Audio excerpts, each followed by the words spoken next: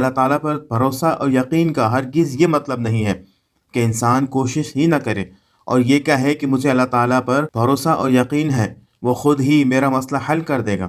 بلکہ انسان جو ممکنہ کوشش کر سکتا ہے وہ کر لے اور اس کے بہتر نتیجے کے لیے رب سے دعا مانگتا رہے۔ یقین رکھیں کہ اللہ تعالیٰ بھروسہ کرنے والوں کو کبھی مایوس نہیں کرتا۔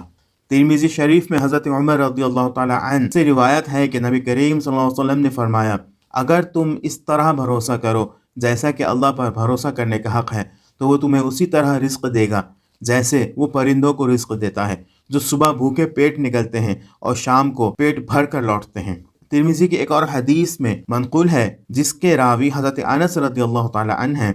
ایک شخص نے عرض کیا، یا رسول اللہ، کیا میں اونٹ باندھوں یا بھروسہ کروں یا اسے کھلا چھوڑ کر بھروسہ کروں؟ آپ صلی اللہ علیہ وسلم نے فرمایا، باندھ کر بھروسہ کر۔